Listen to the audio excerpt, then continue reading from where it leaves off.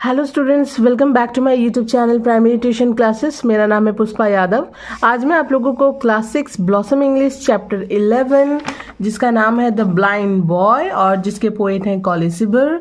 तो चलिए इसका आज मैं आप लोगों को एक्टिविटी 4 से लेकर एक्टिविटी 7B तक बताने वाली हूँ। बिकॉज इसका पार्ट 1 मैंने इसका जो पोएम था मैंने कल ही हिंदी में पूरा पढ़ा दिया है और एक्टिविटी 1, 2, 3 पूरा सॉल्व करके चैनल पर अपलोड कर दिया। ठीक है, और एक बात, एक्टिविटी 8A और 8B ऑलरेडी सॉल्व है और चैनल पर अपलोडेड है, तो आप हमारे चैनल की प्लेलिस्ट में जाकर देख सकते हैं। ठीक है, तो आज मैं आप लोगों को एक्टिविटी 4 से लेकर एक्टिविटी 7B तक बताने वाली हूँ। ठीक है, तो चलिए स्टार्ट करते हैं। एक्टिविटी 4। एक्टिविटी 4 में क्या बोला गया है?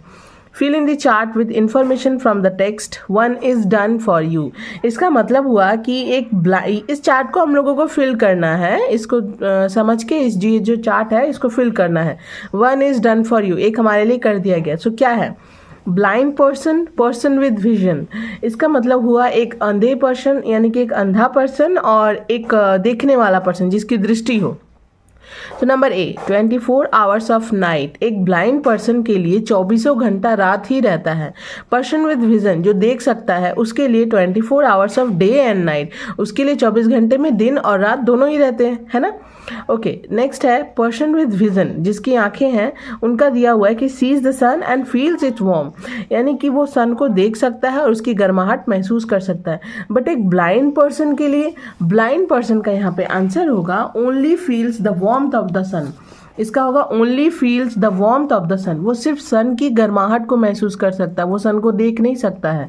ठीक है, तो ये जो ब्लैंक्स है ना, यहाँ पे आप लोग लिखिएगा only feels the warmth of the sun. उसके बाद देखिए, plays during day and sleeps at night. जिसकी विजन होती है, जिसकी दृष्टि रहती है, वो दिन में खेलता है और रात में सोता है। अ ब्लाइंड पर्सन के लिए plays whenever he is awake and that is day to him and whenever he sleeps that is night to him. यानी कि वो जब भी जगा हुआ रहता है और खेलता है, वो जब भी खेलता है जागते हुए, तो वही उसके लिए दिन रहता है, और जब वह सोता है तो वही उसके लिए रात रहती है। एक ब्लाइंड पर्सन के लिए दिन और रात का अंतर उसे नहीं पता चलता है ना। सो दैट्स वाई जब वह जगा हुआ रहता है, खेलता है, तो वो उसके लिए दिन रहती है, और जब वह सोता है तो वह उसके लिए रात होती है। ठीक है, आप देखिए यहाँ पे है D number, doesn't realise the loss of sight. Blind person को doesn't realise the loss of sight, यानी कि दृष्टि खोने का कोई एहसास उस तरह से नहीं होता है। Doesn't realise the loss of sight, उसको दृष्टि खोने का एहसास उस तरह से नहीं होता, वह महसूस नहीं कर सकता है, क्योंकि वह शुरू से ब्लाइंड रहता है ना। बट पर्सन विद विजन, इसका होगा enjoy the blessing of site. उनके लिए दृष्टि एक आशीर्वाद की तरह है जिसका वो आनंद लेते हैं। तो इसका क्या होगा? Enjoys the blessing of the site. ठीक है, सो चलिए हम एक बार और आप लोगों को बता देती हूँ। यहाँ पर होगा आपका 24 hours of night blind person है, 24 hours of day and night ये पर्सन विद विजन है।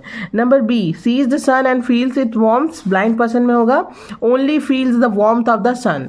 Number C, plays during day and sleep at night, इसका होगा plays whenever he is awake and that is day to him and whenever he sleeps that is night to him. Okay, number D, doesn't realise the loss of sight. ठीक है, उससे उसकी दृष्टि खोने का उस तरह से एहसास नहीं हो पाता है। बट पर्सन विद विजन क्या होगा? Enjoys the blessing of the site, वह अपनी दृष्टि का आनंद ले रहा होता है, जो उसके लिए एक आशीर्वाद की तरह होती है, वह उस दृष्टि का आनंद ले रहा होता है। ठीक है, तो चलिए ये कंप्लीट हुआ। अब हम लोग आते हैं activity 5। Answer the following questions in complete sentences. Number A, what would happen if the blind boy kept awake. अंधा लड़का यदि जागता रहता तो क्या होता। ठीक है, यदि जागा हुआ रहता या जागता रहता तो क्या होता।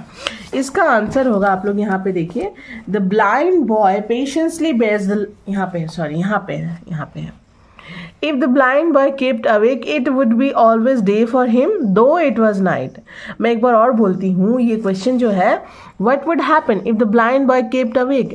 क्या होता अगर यदि अंधा लड़का जागता रहता तो क्या होता।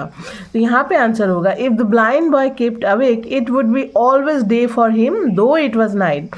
यदि अंधा लड़का जागा हुआ रहता तो यह उसके लिए हमेशा दिन ही रहता, भले ही रात क्यों ना हो, बट ये उसके लिए तो दिन ही रहता क्योंकि वो जाग रहा है। ठीक है, तो ये हो गया नंबर ए का आंसर। अब नंबर बी, नंबर बी का क्वेश्चन क्या है? नंबर बी का क्वेश्चन है what does the blind boy bear with patience? अंधा लड़का जो है धैर्य के साथ किस चीज़ को सहन करता है? तो यहाँ पे इसका आंसर होगा the blind boy patiently bears the loss of his life that he never knows. इसका क्या है? The blind boy patiently bears the loss of his life that he never knows. अंधा लड़का धैर्यपूर्वक अपने जीवन के उस नुकसान को सहन करता है जिसे वह कभी जान ही नहीं पाया। ठीक है, एक बार और मैं बोल देती हूँ। The blind boy patiently bear the loss of his life that he never knows. अंधा लड़का धैर्यपूर्वक अपने जीवन के उस नुकसान को सहन करता है जिसे वह कभी जान ही नहीं पाया। नंबर सी में है why does the blind boy think that he is a king? आपको ऐसा क्यों लगता है कि ब्लाइंड बॉय अपने आप को राजा समझता था? ऐसा क्यों? इसका आंसर होगा The blind boy feels like a king because his happiness and contentment make him feel powerful and fulfilled. I repeat, एक बार और मैं बोलती हूँ। The blind boy feels like a king because his happiness and contentment make him feel powerful and fulfilled. अंधा लड़का खुद को राजा महसूस करता है क्योंकि उसकी खुशी और संतोष उसे शक्तिशाली और पूर्ण महसूस कराते हैं। I repeat, अंधा लड़का खुद को राजा महसूस करता है क्योंकि उसकी खुशी और संतोष उसे शक्तिशाली और पूर्ण महसूस कराते हैं। ठीक है, number D, quote any two lines from the poem that suggest that the boy has a positive attitude towards life. यानी कि कविता की पंक्तियों से दो ऐसे लाइन उद्धृत कीजिए जो यह दर्शाते हैं कि लड़के का अपने जीवन के प्रति एक सकारात्मक दृष्टिकोण है। ठीक है, तो इसका आंसर होगा ये देखिए। Then let not what I cannot have my cheer of mine destroy. I repeat, then let not what I cannot have my cheer of mine destroy. These two lines suggest that the boy has a positive attitude towards life. These two lines suggest that the boy has a positive attitude towards life. ठीक है, ये हो गया हमारा activity 5 complete. अब आते हैं activity 6A में। Fill in the blanks with suitable articles और प्रीपोजिशंस। ठीक है, तो अब ये जो ब्लैंक्स है इसको आर्टिकल्स और प्रीपोजिशन से भरना है। तो क्या होगा? There was once a little girl who lived in the middle of a deep dark forest with her parents. ठीक है, एक बार और बोल देती हूँ। There was once a little girl who lived in the middle of a deep dark forest with her parents. यहाँ a होगा, यहाँ द होगा, यहाँ ए होगा, यहाँ विथ होगा। तो ये भी कंप्लीट हुआ। 6B, classify the nouns given below and place them in the proper columns. In nouns को क्लासीफाई करना, वर्गीकृत करना है और परफेक्ट कॉलम में, प्रॉपर कॉलम में कौन सा किस में होगा ये हम लोगों को बैठाना है। पहला है लाइट। लाइट मीन्स क्या होता है? प्रकाश, जो कि कॉमन नाउन में आएगा। ठीक है, और डे, दिन, ये कॉमन नाउन में आएगा। पेशेंस एब्स्ट्रैक्ट नाउन में आएगा। लॉस एब्स्ट्रैक्ट नाउन में आएगा। बॉय कॉमन नाउन में आएगा। शाइट एब्स्ट्रैक्ट नाउन में आएगा। Light, day, boy common noun, patience, loss and site ये एब्स्ट्रैक्ट नाउन। ओके, 6B भी कंप्लीट होता है।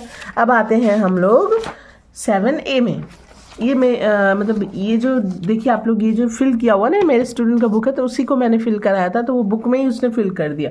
तो मैं आप लोगों को बोल दूंगी, आप लोग यहाँ पे ठीक से सुन लीजिएगा। ठीक है, तो एड अ सुटेबल प्रीफिक्स और suffix to each of the words given in brackets and fill in the blanks accordingly. यानी कि यहाँ पे जितने भी वर्ड्स दिए हुए हैं ना, ये जो ब्रैकेट्स में, इसमें सफिक्स और प्रीफिक्स लगाना है। यानी कि जो प्रीफिक्स बाद में पहले लगते हैं, सफिक्स बाद में लगते हैं। ठीक है, वर्ड्स के आगे पीछे लगाकर वर्ड्स को एक प्रॉपर वर्ड बनाकर यहाँ पे भरना है, फिल इन द ब्लैंक्स में भरना है, ब्लैंक्स में भरना है। तो माई मदर स्पेंट मेनी, स्लिप है तो स्लिप लेस हो जाएगा। आई रिपीट, स्लिप लेस हो जाएगा। ठीक है, my mother spent many sleepless night when I was unwell. My mother spent many sleepless nights when I was unwell. Number 2, I was dash, यहाँ पे patient है तो impatient होगा, patient के आगे लग जाएगा im. I was impatient to know the result of my examination. I was impatient to know the result of my examination. Number 3, it was an dash, enjoy है तो enjoyable. It was an enjoyable moment. It was an enjoyable moment, ठीक है। Number 4, the dash bright है of the day made me happy, यहाँ bright है तो brightness होगा, the brightness of the day made me happy, ठीक है। तो पहला होगा sleepless, impatient, enjoyable, brightness. 7b, right the antonyms of the following words. अब ये देखिए इसका हम लोगों को ऑपोजिट वर्ड करना है। तो पुअर, पुअर का क्या होगा, मैंने ये कर लिया, मैं आप लोगों को बता रही हूँ।